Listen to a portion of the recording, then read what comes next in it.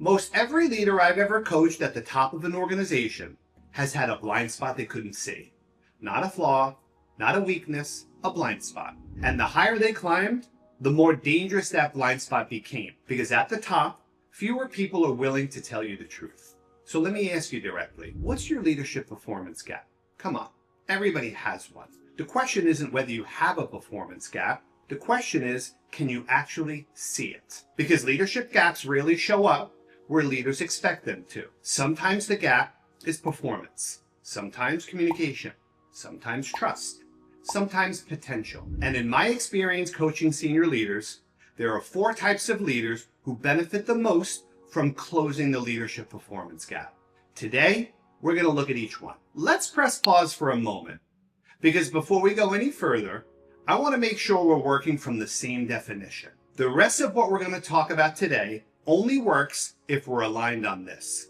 The leadership performance gap is the gap between leadership intention and leadership impact. It's the difference between how a leader intends to lead and how their leadership is actually experienced. That's why awareness matters, because the first step to closing any gap is becoming aware it exists. The first type is growth-oriented leaders. These are already successful leaders. Strong performers, strong reputations, strong track records. But quietly they feel there's another level in them. More influence, more effectiveness, more impact. These leaders usually aren't seeking coaching because they're failing. They're seeking coaching because they refuse to plateau. And honestly, many of the best leaders I've worked with, they fall into this category. They understand something important. Leadership growth doesn't stop when success begins. The second type is performance-challenged leaders. These are leaders capable of more, but not consistently producing the results expected of them. And often, the issue isn't intelligence or effort, it's inconsistency. Communication inconsistency, execution inconsistency, prioritization inconsistency, leadership inconsistency. Their intention is usually positive, but their impact becomes unpredictable. And over time, that unpredictability starts affecting trust, confidence, and organizational performance. These leaders often don't need more capability. They need more awareness of the patterns getting in their way. The third type are leaders requiring behavioral alignment. And this one is more common than most organizations realize. These leaders, they're highly intelligent, highly driven, and highly capable. But their communication style, behavior, or leadership habits are unintentionally limiting trust, collaboration, or team performance. Sometimes they move too fast. They dominate conversations without realizing it. Sometimes their urgency creates pressure instead of clarity. Other times, they think they're being direct, while others experiencing them as dismissive. And this is important. I once worked with a leader, brilliant person, very driven, on track for C-suite. In his mind, he was being very decisive. In his team's experience, he was shutting them down. He thought he was creating clarity. He was actually creating silence. And here's what stopped him cold. He had no idea. Most of these leaders are not trying to create negative impact. That's why this is called a leadership performance gap. The gap between intention and impact. Let's press pause right there.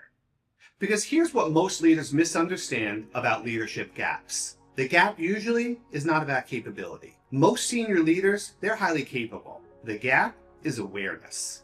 Awareness of how they're experienced, how their communication lands, how their behavior affects trust, and how leadership habits shape organizational performance. And once leaders actually see the gap, they can begin closing it. That's where leadership change actually starts, not with perfection, with awareness. The fourth type is high potential leaders.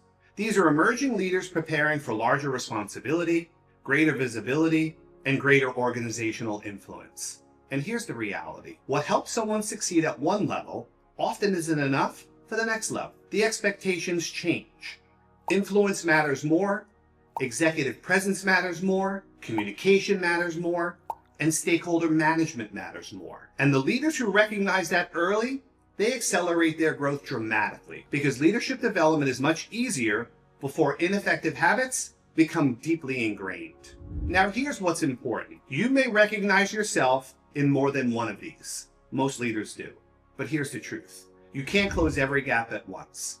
And honestly, Trying to work on all of them is one of the fastest ways to make no progress at all. The leaders who improve the most don't try to fix everything. They choose the one gap, the one pattern, the one blind spot, the one habit that if closed would make the biggest difference in how they lead. That's where leverage lives. Not in fixing everything, in choosing wisely. Here's what I've seen again and again. When leaders avoid this work, the gap usually doesn't close on its own. It usually widens. I've sat with a CEO whose top performer quit and who genuinely couldn't understand why.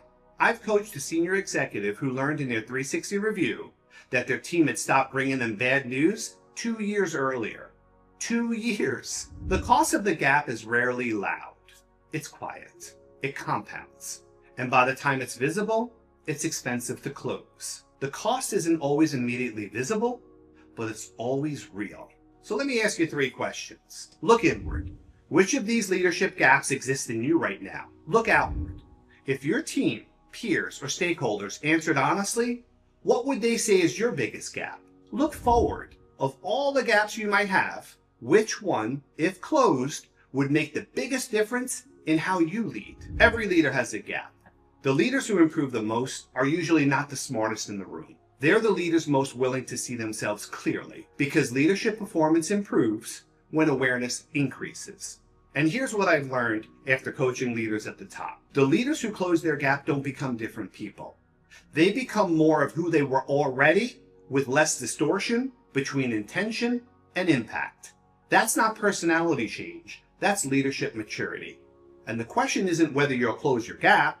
The question is whether you'll close it on purpose or whether your career will close it for you. Press pause, seek the feedback, close the gap, be the change, and enjoy. If you found this video helpful, share it with a leader who might benefit from closing their gap. And thank you for watching.